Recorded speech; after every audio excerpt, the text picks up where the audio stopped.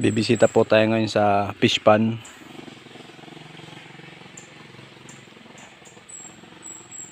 Kaya lang wala pang mga ano to.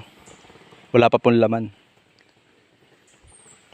Ang nilalagay po dito hito at saka tilapia.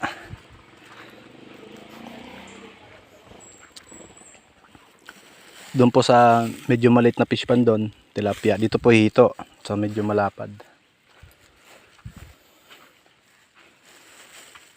Hindi po pinagsasama kasi kakainin ng hito yun, yung tilapia. Ito po si tawan. Medyo ano po ito, palipas na ano. Papalitan na ho ng ano yan, bago.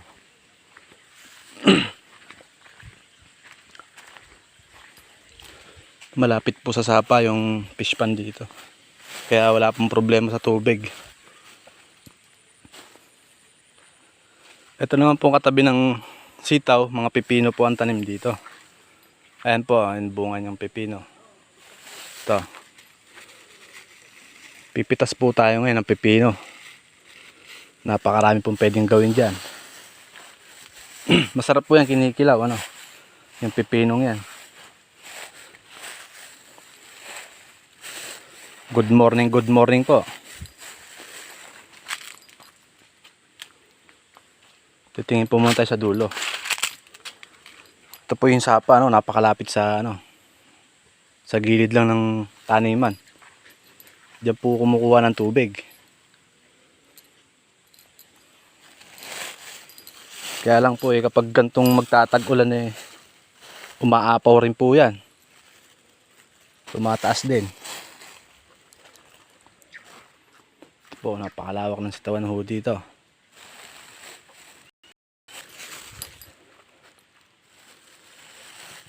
Ito pong mga tanim na to sa chewing ko at saka sa pinsan ko po. Bali, tayo po'y humingi lang ang bunga. Pang gulay-gulay, pang ano-ano natin. Napakababait naman po ng aking mga pinsan dito. Pagka pang ulam-ulam alam problema, magsasabi lang pipitas na agad dito.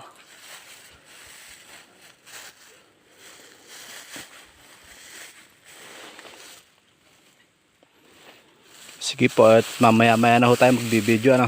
Pipitas pa ho ako. Ito po yung plastic ko, wala pa laman, oh. Pipitas pa lang ho ako Nagkataon lang ho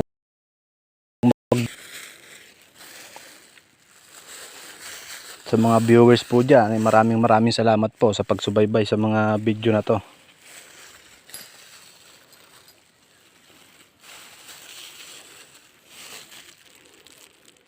Hanggang sa susunod na video po. Wala po kasing hahawak ng camera. Maraming salamat po sa mga viewers dyan.